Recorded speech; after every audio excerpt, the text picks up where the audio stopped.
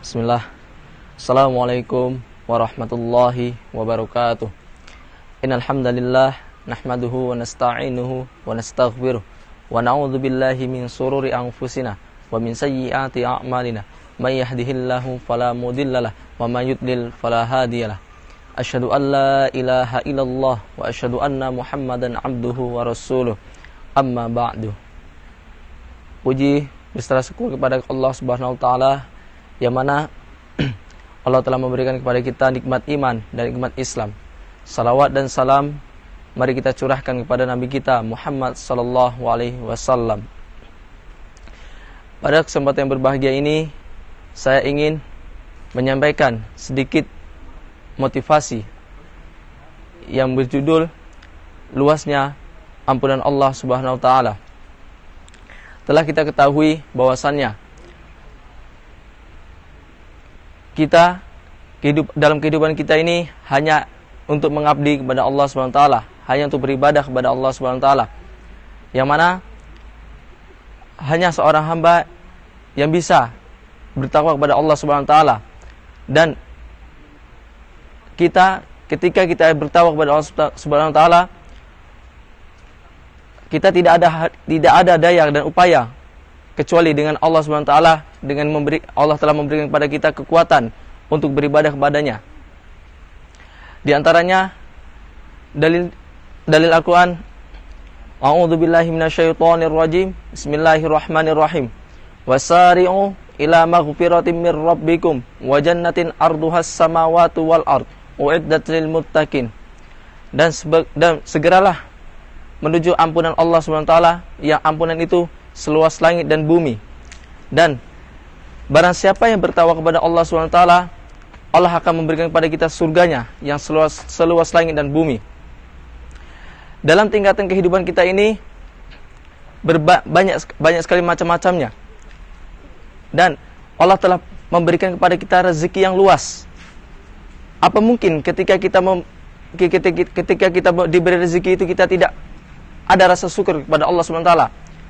Ada di antara kita yang miskin, yang setengah, yang menengah, dan yang paling tinggi dalam segi hartanya. Tetapi apakah kita di situ sudah meminta ampunan kepada Allah Subhanahu wa taala?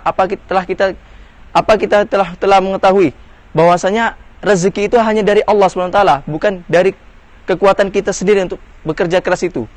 Nah, maka oleh itu dimanapun kita berada, dimanapun kita ditempatkan, memintalah kepada Allah ampunan yang seluas langit dan bumi.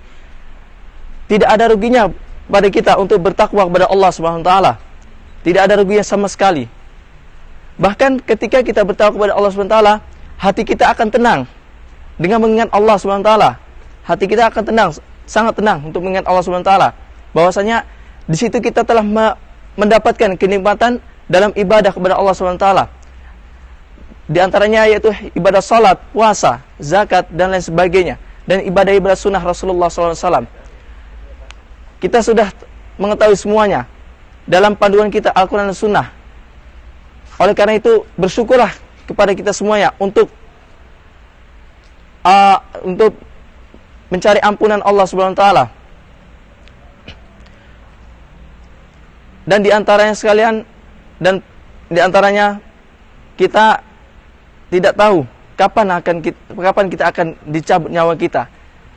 Dan kita tidak tahu di mana akan dicabut nyawa kita. Oleh karena itu, mencarilah ampunan kepada Allah Subhanahu wa taala, memohon kepada Allah Subhanahu wa taala semampu kita.